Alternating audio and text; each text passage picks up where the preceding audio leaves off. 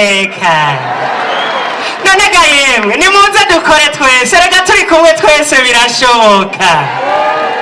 uhoraho mwami Imana yacu, turagushimira cyane ku gihugu cy'u Burundi waduhaye.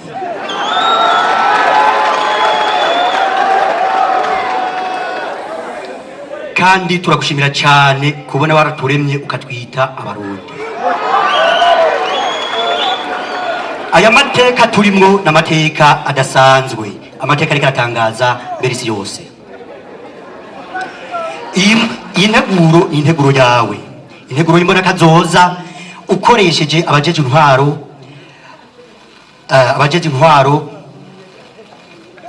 n'abarundi bakunda igihugu. niyo mpamvu ndi ngaha imbere yawe ndagusaba mpagarariye abarundi bose, ndagusaba urwaruka rwose ruje hamwe gukora amashyirahamwe bwiyungunganye kugira ngo dutere imbere ntirusigare inyuma nabwo.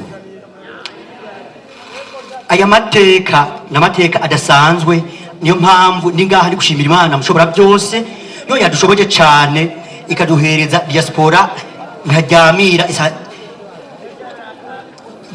ntajyamira yunze ubumwe n'ibikorwa mu kurondera impano ziri mu gihugu cy'u Burundi kugira ngo nazo zibe umushinge w'iterambere mu gihugu cyacu cy'u Burundi.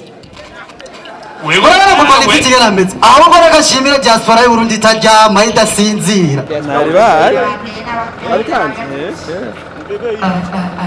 tubibutse ko turi kumwe nawe. mwebwe mwakoze amasaha 5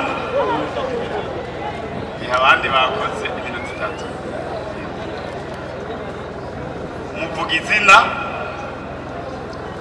umwe wese arashoboye gukora icyo ashoboye, haba mu mpano haba mu myuga umuntu asanzwe akora. nibi ko umwe wese ahamagarirwa kuja ku kivi no gukora kugira ngo twese dushobore gushika mu mbona kazoza aho igihugu kizoba cifashe muri bwa bumwe nyene.